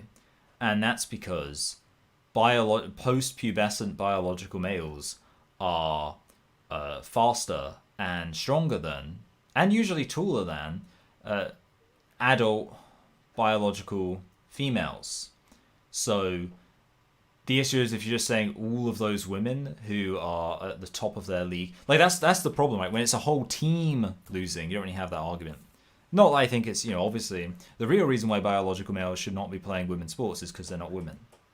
But I can understand someone saying, well, in an individual sport, if we're talking about swimming or we're talking about an individual injury, obviously if we're talking about boxing, you could just say, well, that was that woman not being particularly good. But there are other women who are much better. But when it's an entire team of women all losing comfortably to... And bear in mind, the women's international football team won the Euros in, 2022? No, wait, sorry, it would be the women's team, so it would be 2023? I think 2023. The women's international football team won the Euros in 2023. So that's a very good team. But they lost to a bunch of under-15s boys. So that's the point. And also, because I know I said, I think it was either the international team or it might have been Arsenal's football team. Arsenal has the best women's football team in league football, and the English Football League is generally considered the most elite football league in the country. Oh, sorry, in the country, in the world. So either way, we're talking about very, very elite female sports women, and they would not be losing to under 15 15 and under boys unless biological males just have that much of an advantage. Anyway, the whole joke is, say you've never seen a volleyball match without saying you've never seen a volleyball match. Yeah, I can imagine that. It kind of sounds like... I mean, you guys didn't see it, but the impression of her not being very good was her standing there like this. Okay, well, this is not going to work. I can't get back enough. But basically, stand in what I would consider to be pretty much just pretty neutral, ready stance. You kind of just sat there, sort of just with your hands on your legs, I'm ready, which seems pretty normal to me. I don't know. Let's see. By description, the player was just in the common receiving position. Yeah, okay, that makes sense. Anyway, so yeah, that's not nice. And at the end of the day, I'm not someone. I don't clutch my pearls. If someone, hold on a minute.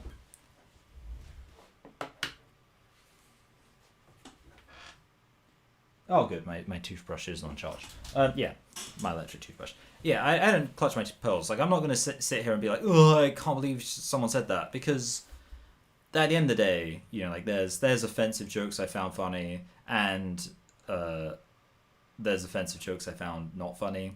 That's why my first instinct was to just evaluate the nature of the joke. And the nature of the joke is okay.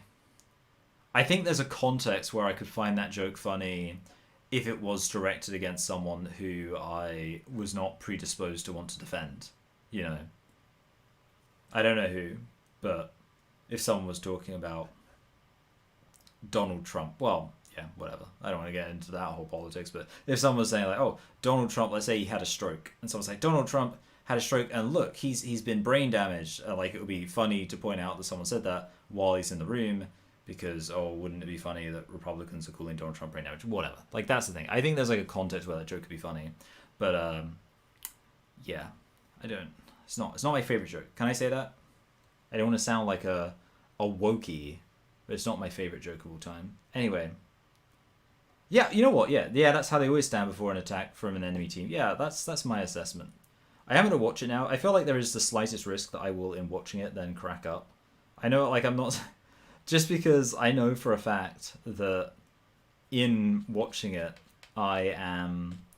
Now I know that I'm not supposed to crack up. So let's see.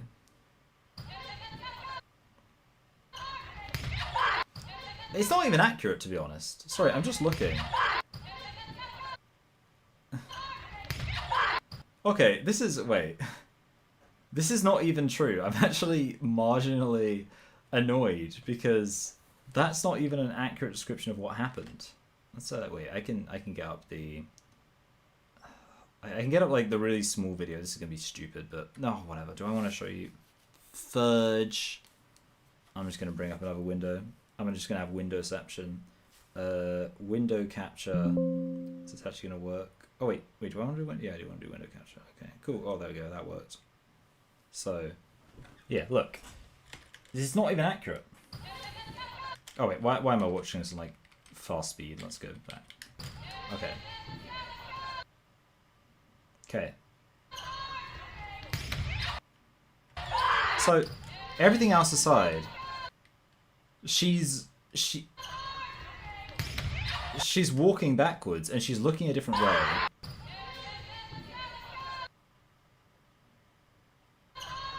So, nothing about it is really a very accurate description anyway. So now I'm ruined by the joke. Or rather, like, the joke is even worse than I realized. Yeah, whatever. And honestly, I actually don't find it that funny. Like, I thought that it would be, like, it could be one of those situations, you know how it is, where you know you're not supposed to laugh at something, so you laugh anyway. Like that time when Sean at my church was praying, and he wanted to say blessed, but he said breast. And, you know, ordinarily I'd be able to kind of not laugh at that. But I, because I knew I wasn't supposed to laugh, I laughed so hard. I couldn't have laughed harder. It was actually my wife who was mostly laughing. She's terrible for laughing when she's not supposed to laugh. I actually, like, it's like genuinely a problem. We had a minor domestic because she was like we were walking past someone and I said something not that funny. It wasn't even to do with the person. I just said like, oh, blah, blah, blah, blah. Whatever, it wasn't that funny. And then she like laughed really hard. And I was like, I really feel like because you do that all the time, one day you're going to get me beaten up by someone. Because because I just talk in like a kind of low register anyway. You know, I'm a certified mumbler. So yeah, we're just walking on like, and my wife's like, ha ha ha. She like laughs so hard, and I'm like, I don't know why. Like in my head, I just feel like someone's gonna think, hold on a minute, you know, why is she laughing so much? Anyway, and then she was like, oh, so I'll just not laugh at anything you say then. Oh, that's how it's gonna be, huh? In that case, I'll just never laugh at anything you say ever again. I was like, yeah, that's a reasonable compromise. Just never laugh at anything. But the thing is, like, she couldn't even not laugh. The thing is, like, I actually assumed she must be exaggerating it. Like that's why I was like, hey, can you like not laugh quite so exuberantly? Because I just feel like it's gonna have everyone thinking like I'm a real joker or something who's always like making little snide comments. But according to her, no, that's just what she just laughs exuberantly. That's my wife. She's just a laugher. Anyway. Yeah, she was folding her hands down for receiving. This is horrendous to see. Spikes for men are no joke. Like seeing a dude throw a rock at a woman's head. Yeah.